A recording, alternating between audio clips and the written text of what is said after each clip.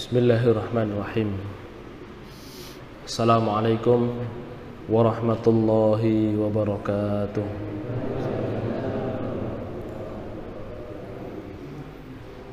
Alhamdulillahi rabbil alamin.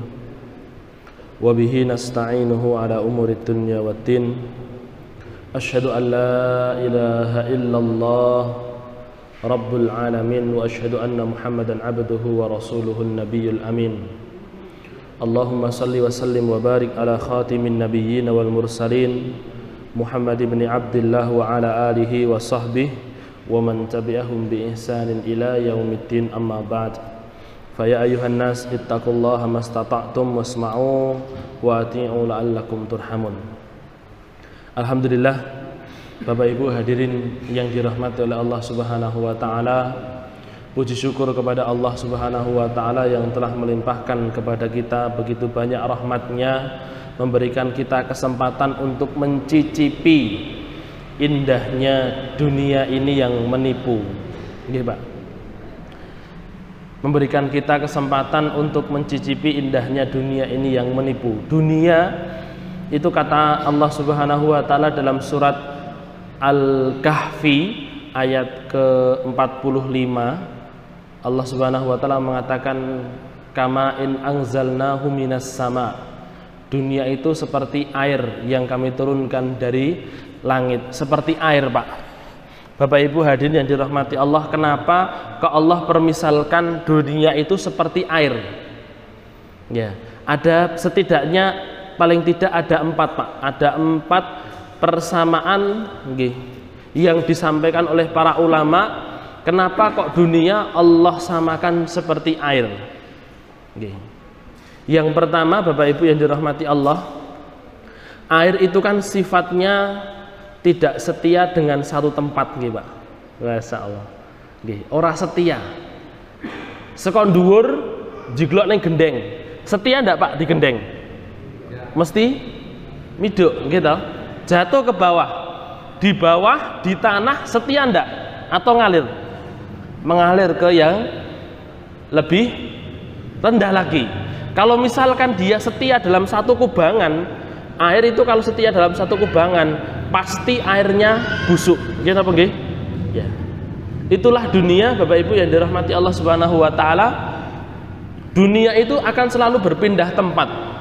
Mungkin dulu kita yang memiliki, maka bisa jadi esok hari orang lain yang memiliki. Panjenengan dapat gaji misalkan nggih, langsung blek 3 juta, 10 juta misalkan.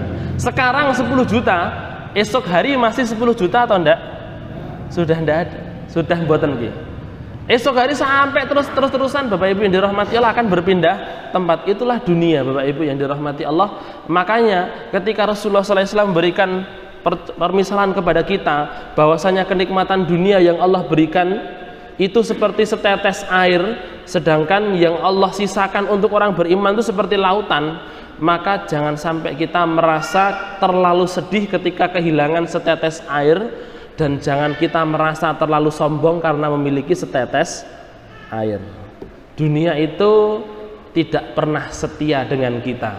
Walaupun kita mungkin yang setia menjaga dunia, enten tiang gadah mobil kebewian nggih, mobil zaman tahun sekitar ini katanya Pangeran Williams katanya punya mobil yang dulu sejak dia muda sampai dia mati ternyata mobilnya masih sama, Pak.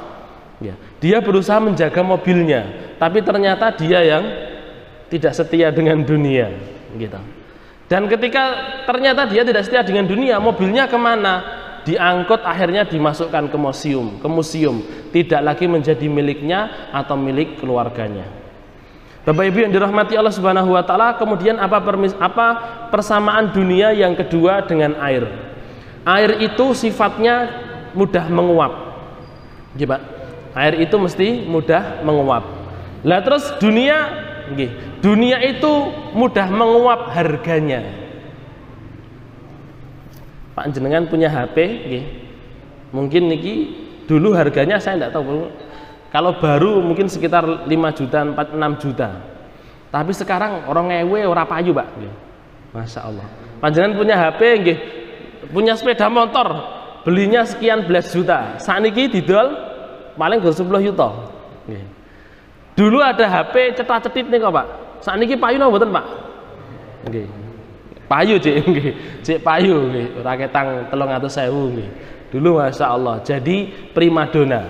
Itulah dunia Bapak Ibu yang dirahmati Allah Subhanahu wa Ta'ala, akan senantiasa berkurang harganya, akan senantiasa menghilang begitu saja, berubah-ubah dan berkurang harganya. Sing saiki kok berharga, besok lagi sudah tidak lagi berharga. Alah baru-baru saja sepeda ontel gitu Pak, pas lagi rame-rame ini sepeda ontel regane dhuwur, sakniki wis biasa miduk maneh. Itulah dunia Bapak Ibu yang dirahmati Allah. Nah, kemudian apalagi persamaan air dengan dunia?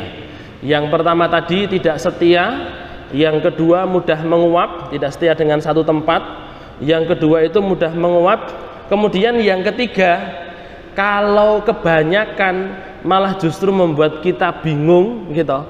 Duwe banyu Pak nggih.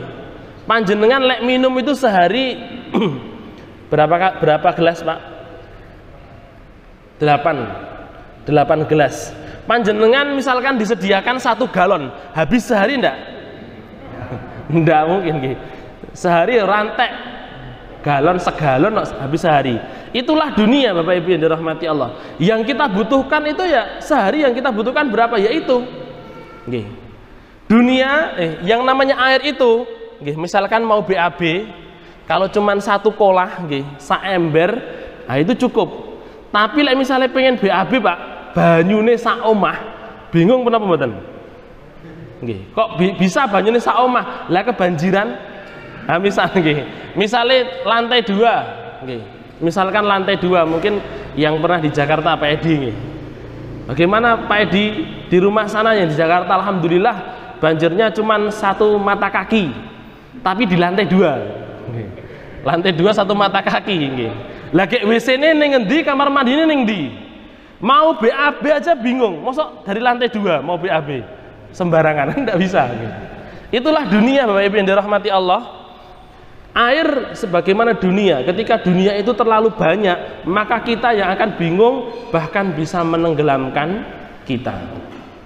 Kemudian yang keempat Bapak Ibu yang dirahmati Allah, kata para ulama, apa persamaan dunia dengan air? Yang keempat itu, kalau terlalu asik basah. Bahkan bukan hanya basah, bisa jadi malah justru membahayakan kita, bisa tenggelam. Itulah fitnah dunia. Kalau terlalu asik kita dengan dunia, maka dunia itu akan melenakan kita. Sebagaimana seorang dia asik bermain air, maka air itu juga akan membuat dia terlena. Yang seharusnya anak, yang namanya anak kudune wik dangkon mulih, tapi ternyata ndelok koncone jeguran, melu jeguran. Jeguran mriki jeguran nggih, Pak? Nggih. Ciblon. Keceh melu keceh. Nggih, keceh. Koceh lek mriki. Lek Solo keceh. Jeguran terus keceh nggih. Ciblon dan lain sebagainya. Melok-melok, akhirnya basah. Sampai di rumah loh, iki klambi sesuk mbok sekolah maneh kok ternyata basah. Itulah dunia Bapak Ibu yang dirahmati Allah. Sifat yang keempat persamaannya dengan air adalah ketika kita terlalu asik dengan dunia, maka kita akan terkena fitnahnya. Maka Bapak Ibu yang dirahmati Allah Subhanahu wa Ta'ala, Allah telah berikan permisalan kepada kita bahwasanya dunia itu layaknya air, yang kita butuhkan itu hanya 8 gelas dalam sehari. Yang kita butuhkan itu hanya 1 kolah untuk BAB. Tidak kita membutuhkan lebih banyak daripada itu. Semakin murko, semakin tamak kita, semakin murko kita dengan dunia, maka justru akan semakin membahayakan kita. Maka Bapak Ibu yang dirahmati Allah Subhanahu wa Ta'ala, sekali lagi, kalau kita mengetahui bahwasanya dunia itu seperti air dan yang Allah berikan hanya setetes, jangan sampai kemudian kita merasa congkak, merasa sombong ketika kita diberikan setetes air, dan jangan pernah kita merasa kurang atau merasa sedih, terlalu sedih karena kita tidak diberikan setetes air. Karena ada lautan yang Allah yang insya Allah Allah akan berikan kepada kita, yang Allah janjikan ketika kita mau beriman kepadanya. Semoga Allah Subhanahu wa Ta'ala mengumpulkan kita bersama dengan orang-orang saleh, mengumpulkan kita dengan para sahabat, mengumpulkan kita dengan Nabi Muhammad SAW tanpa harus mencicipi pedihnya siksa api neraka. Amin ya rabbal alamin. Nggih. Bapak Ibu yang dirahmati Allah, kita lanjutkan pembahasan kita Riyadhus Shalihin min kalami Sayyidil Mursalin, bab yang ke-16. Bab 16. Hadisnya hadis yang ke-6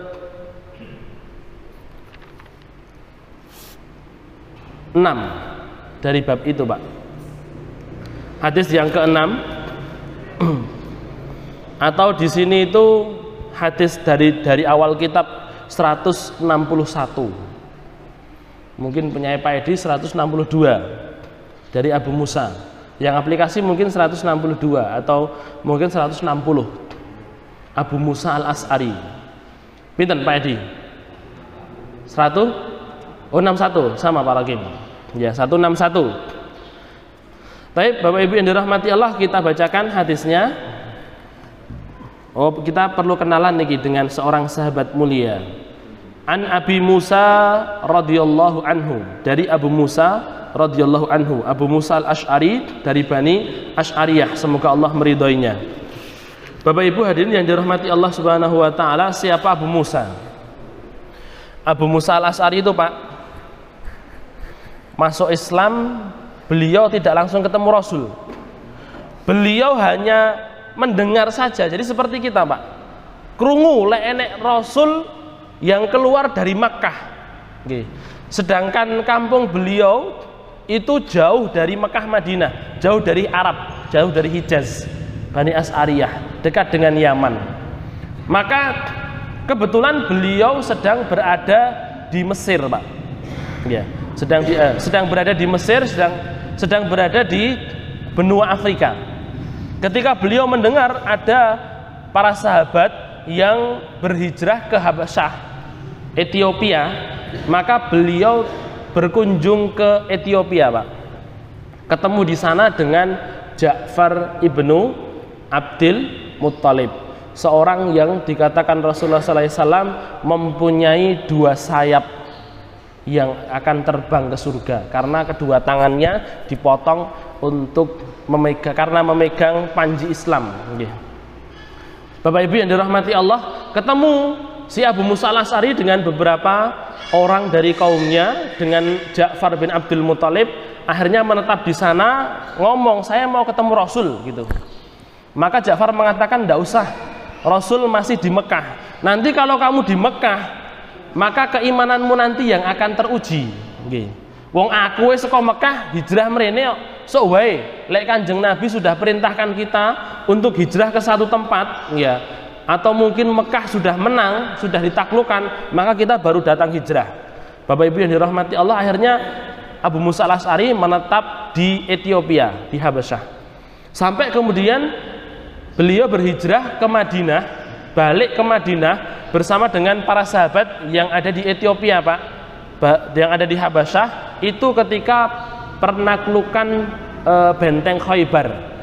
Benteng Khaybar itu bentengnya orang Yahudi. Ketika menaklukkan, Pak, Rasulullah SAW itu Rasulullah mengatakan begini, sesungguhnya akan datang satu kaum yang datang kepada kalian, hatinya itu tidak ada yang lebih saya ketahui, hatinya yang lebih bersih, lebih mudah untuk menerima kebenaran daripada umat itu, daripada kaum tersebut. Ternyata Bapak Ibu yang dirahmati Allah, yang datang adalah Abu Musa al-Ash'ari bersama dengan satu kabilahnya. Datang ke Khaybar, Pak, langsung disambut oleh Rasulullah, langsung diberikan hidangan yang mewah, sampai-sampai kemudian terkenal di sana namanya hidangan Asy'ariyah. Jadi ini bukan Asy'ari napa niku? Akidah Asy'ariyah bukan. Ini kabilah, namanya kabilah Asy'ariyah. Kabilah Asy'ari. Bapak Ibu yang dirahmati Allah Subhanahu wa taala, Abu Musa al-Ash'ari ini beliau punya kelebihan. Kelebihannya itu suaranya merdu, Pak. Tapi merdunya itu bukan merdu yang membuat tidur. Bukan merdu napa niku? Napa? Merdu yang membuat apa? Hah? Layah-layah ini. Sampai-sampai Pak Umar bin Khattab radhiyallahu ta'ala anhu setiap kali ketemu Abu Musa mesti Umar mengatakan syawwikna ila rabbina ya Abu Musa. Wahai Abu Musa, tolong buat kami rindu dengan Rabb kami, wahai Abu Musa, dengan bacaanmu. Jadi Pak, Bapak Ibu yang dirahmati Allah, Abu Musa itu kalau kata Rasulullah SAW ketika beliau sedang berkeliling Pak di kemah-kemah, ternyata beliau mendengar suara yang indah.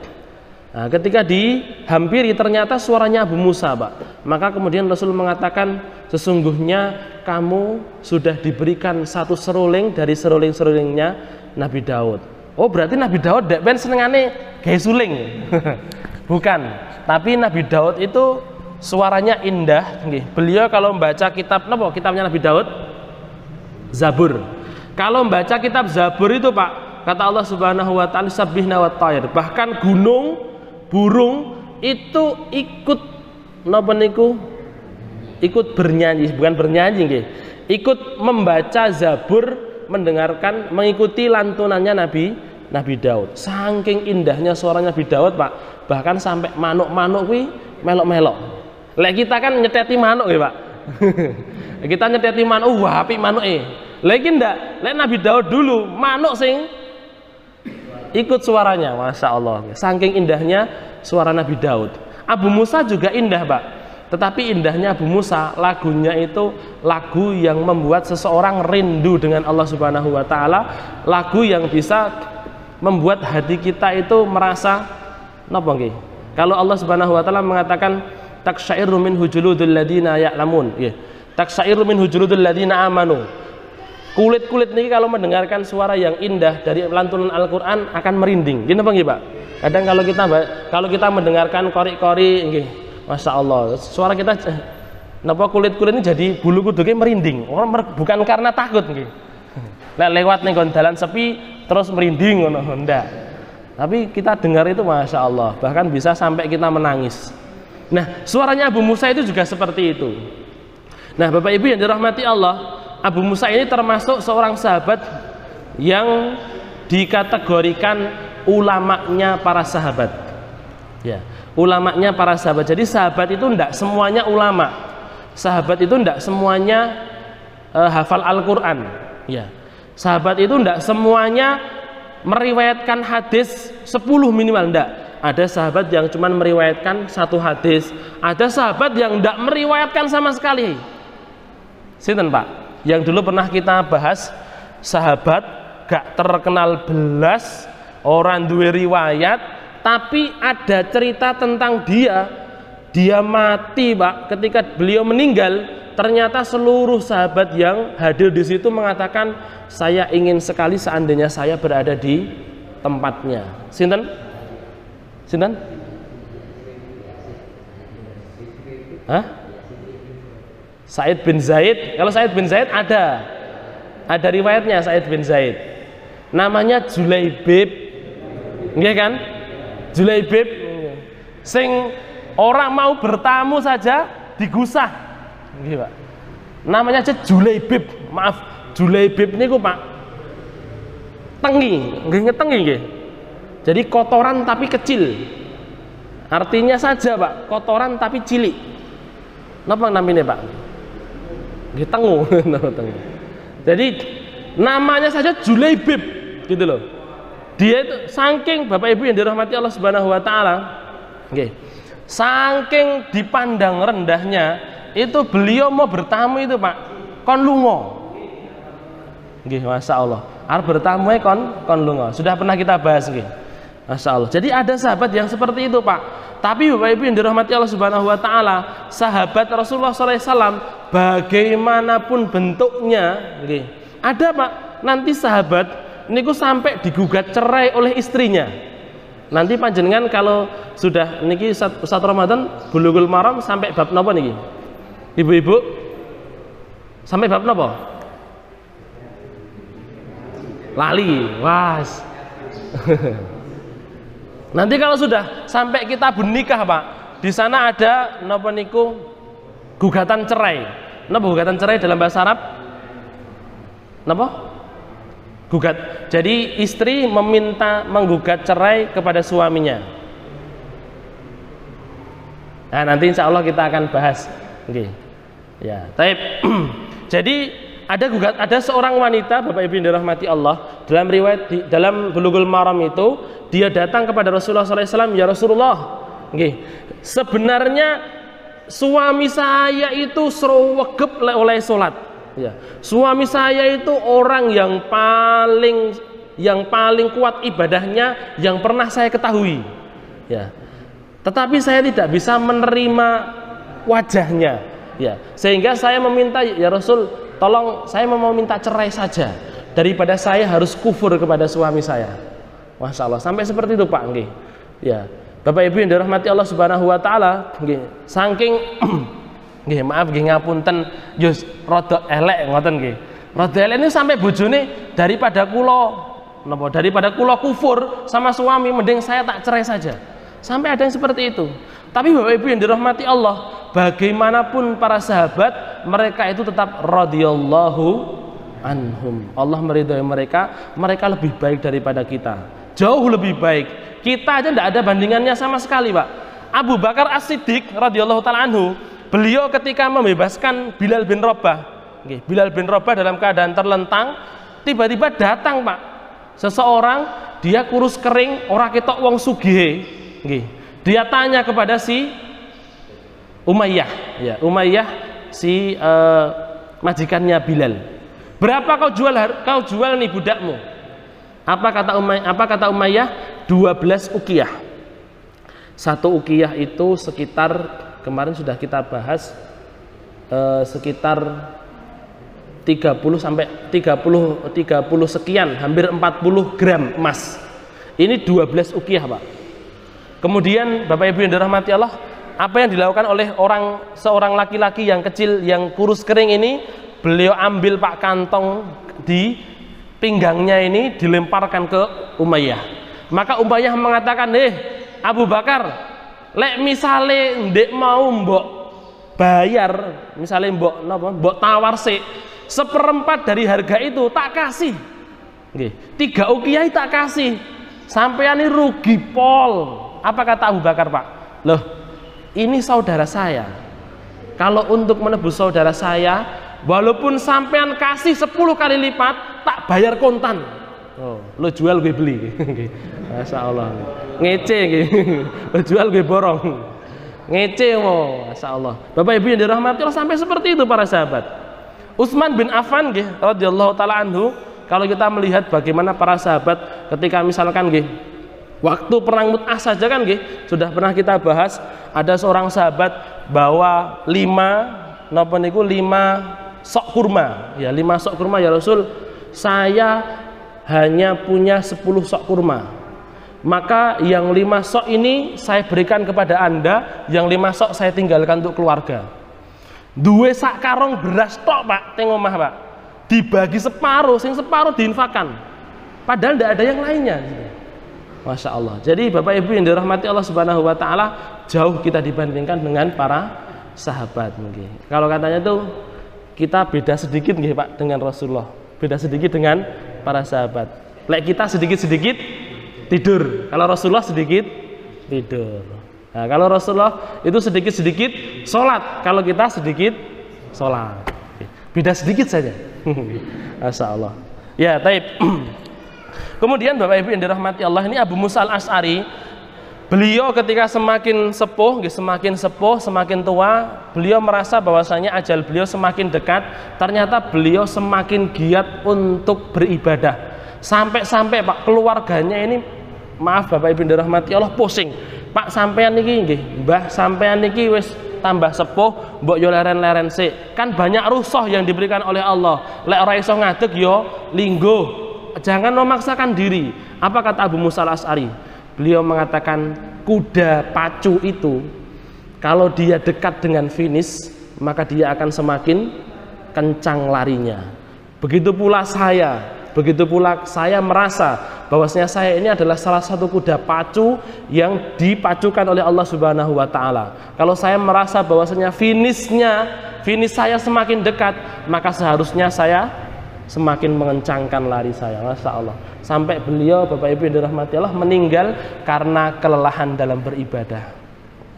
Jadi Bapak Ibu yang dirahmati Allah Subhanahu wa Ta'ala, itulah potret salah seorang dari para sahabat Nabi Muhammad SAW, salah seorang yang dikatakan oleh Rasulullah SAW generasi terbaik dari umatku.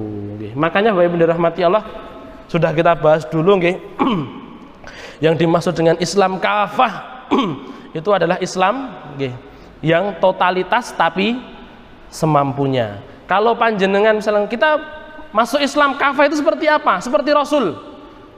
Tapi bisa enggak seperti Rasul? Sakit Pak, panjenengan sholat sampai kakinya bengkak-bengkak? Bisa enggak Pak? Oh, bisa, duduk isiin. Kalau enggak bisa seperti apa yang bisa seperti Rasul? Ya. Kalau enggak bisa seperti Rasul, yo kafahnya seperti Abu Bakar. Abu Bakar ketika perang Mut'ah bisa menginfakkan seluruh hartanya, diinfakkan. Bisa Pak? Misalkan open donasi, Masjid Syekh Musa mau membangun gedung, langsung ada Pak yang datang, ini seluruh harta saya, simpanan saya, nyoh. Apa yang Anda tinggalkan Pak Edi? Allah dan Rasulnya. Berani nggih? Ya. Enggak. Bagaimana bisa nggih? Mboten saged. Paling tidak kan ya sebisanya, semampunya. Itulah kafah.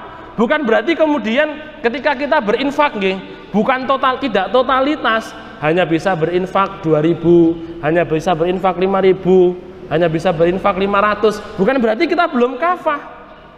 Gitu. Ya, Bapak Ibu yang dirahmati Allah Subhanahu wa Ta'ala, itulah para sahabat, itu potret miniatur kehidupan kita. Kafahnya para sahabat ya seperti itu, sesuai dengan kemampuan mereka masing-masing. Tidak bisa seperti Abu Bakar, ya seperti Umar, istilahnya separuh. Bisa Pak? Ada yang bisa? Abu Bakar itu Bapak Ibu dirahmati Allah, napa niku menginfakkan seluruh hartanya, itu benar-benar semuanya Pak. Sampai bapaknya Abu Bakar namanya Abu Kuhafah, itu juga sudah masuk Islam radhiyallahu anhu. Ini sampai datang tanya kepada Asma. Asma itu putrinya Abu Bakar As-Siddiq. Itu disebutkan dalam riwayat Imam Bukhari, kitab Adabul Mufrad. Asma ini sampai tanya Pak kepada Abu Kuhafah, tanya kepada Asma. Karena tadi Abu Kuhafah dengar-dengar, wah Abu Bakar bawa seluruh hartanya. Ya. Maka si Abu Kuhafah tanya kepada Asma, nak, katanya bapakmu membawa seluruh hartanya untuk diinfakkan. Apa benar? Apa kata Asma? Oh, boten Pak. Niki loh. Terus kemudian Bapak Ibu dirahmati Allah, diperlihatkan di tembok itu ada lubang Pak, biasa digunakan untuk menyimpan harta. Di situ diisi sama Asma, wis kosong plong Pak, diisi sama kerikil Pak. Ini loh Mbah, niki loh Mbah, Abu Kuhafah sudah tua pun napa niku buta. Niki loh Mbah, loh jenengan jadi diisi kerikil, terus kemudian diwadahi kantong-kantong duit ngoten niku Pak. Niki loh, tesih to. Jadi bener-bener Pak, seluruh tabungannya seluruh tabungan duit cash kabeh entek. Ada yang berani? Bapak Ibu yang dirahmati Allah, itulah Islam kafah. Ada yang kafah seperti Wahsy, ada yang kafah seperti Bilal, ada yang kafah seperti Abu Musa al-As'ari, ada yang kafah seperti Abu Sa'id al-Khudri, dan lain sebagainya. Itulah kafah. Kafah itu totalitas tapi semampunya, layaknya takwa. Takwa itu juga totalitas tapi juga semampunya. Setidaknya kita merasa harus menerima dulu, seluruh aturan Allah diterima. Entah kita masih terseok-seok untuk menjalankan perintah Allah, atau kita masih kadang tersandung dari larangan Allah. Ketika kita tetap berusaha untuk menyempurnakan keimanan kita, amal soleh kita, perbuatan kita, ibadah kita, itulah ketika kita sudah dinobatkan sudah masuk Islam secara kafah. Jadi jangan Bapak Ibu yang dirahmati Allah, ampun kemudian disamakan, sampean infak gur 5.000 gak kafah, aku iki lho 10.000 kafah. Nggih. Bapak Ibu yang dirahmati, itulah kafah, masing-masing punya kemampuan, masing-masing ada batasannya. Baik. Kemudian Bapak Ibu yang dirahmati Allah Subhanahu wa Ta'ala, kita lanjutkan. Jadi itu potret salah seorang sahabat Rasulullah SAW yang bisa kita ambil pelajaran di situ. Maka sepatutnya kita mengenalkan Pak para sahabat Nabi kepada putra-putra kita. Sahabat Nabi ini mboten namung 1-2. Yang ikut perang Hawazin itu ada 10.000 orang. 10.000 orang. Nah, ini sahabat kabeh itu.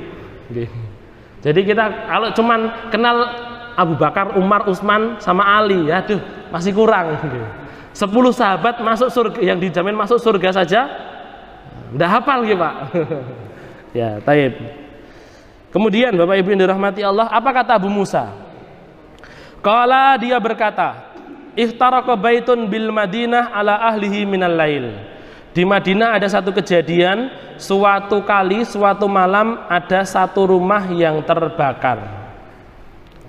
Falamma hudditha, ketika diceritakan Rasulullah sallallahu alaihi wasallam kepada Rasulullah sallallahu alaihi wasallam bisya'nihim, dengan tentang keadaan mereka, qala, maka beliau bersabda, inna hadhihin nar, sesungguhnya api ini aduwwul lakum, musuh bagi kalian. Fa idza nimtum, kalau kalian tidur, fatfa'uha ankum, maka kalian padamkanlah. Muttafaqun alaihi. Bapak Ibu hadirin yang dirahmati Allah Subhanahu wa taala. Jadi suatu kali ada satu kebakaran di Madinah. Maka ketika sampai kabar itu kepada Rasulullah SAW, Rasul mengatakan, ini loh api ini musuh. Kok bisa api dikatakan sebagai musuh? Namanya musuh itu kan memadoroti kita, nggih Pak. Tapi api itu memberi manfaat atau madarat? Ada manfaatnya, ada madaratnya.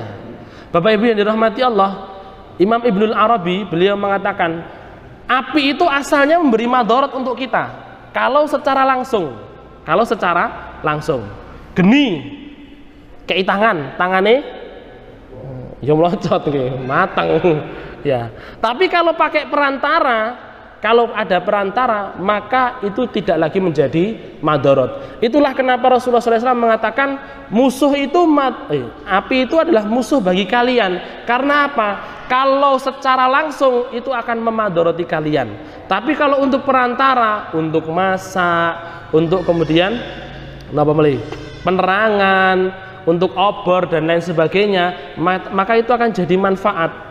Nah, tapi kalau secara langsung, entah itu dinyosne ning nggon napa niku meja, entah itu dinyosne ning kulit, entah itu dinyosne ning baju, ya panggah akan terbakar. Itulah Bapak Ibu yang dirahmati Allah, kenapa Rasul mengatakan api itu musuh bagi kalian. Artinya jangan main-main dengan api, jangan main-main dengan api.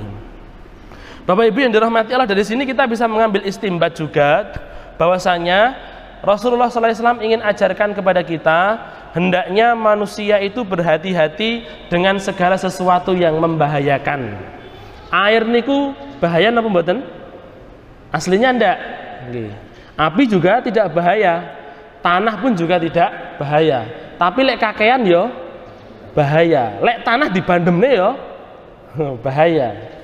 Saya teringat dengan pertanyaan iblis kok dibakar pakai api, padahal dia kan juga terbuat dari api, tapi kok siksaannya dari api, bagaimana mungkin bisa merasa sakit?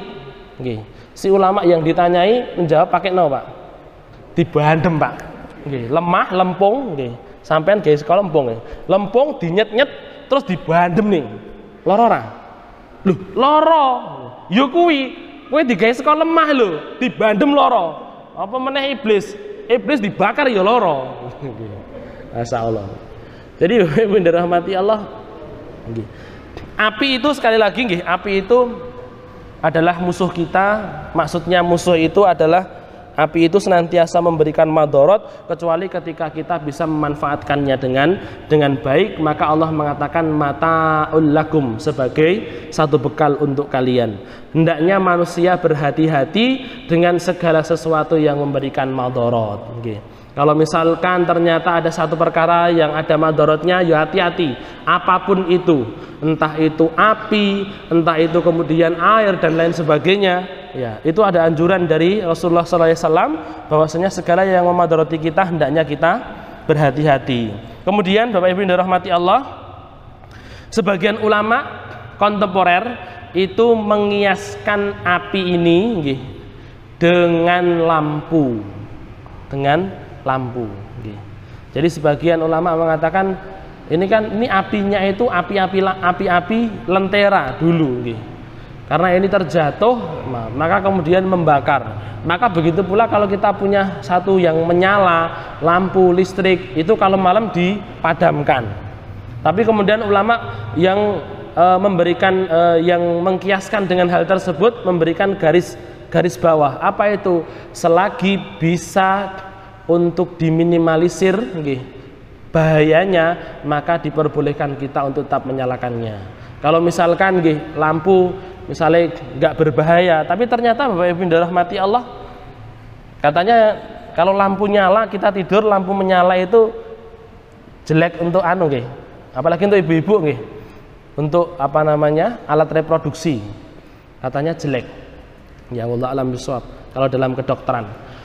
Artinya Bapak Ibu dirahmati Allah, sekali lagi jadi entah itu lampu ataupun listrik ataupun hal-hal yang lainnya, api, kita masak dan lain sebagainya, kalau misalkan memang itu berbahaya, maka setidaknya kita memadamkannya sebelum tidur. Kalau panjenengan ibu-ibu sedang masak, ya jadi tinggal.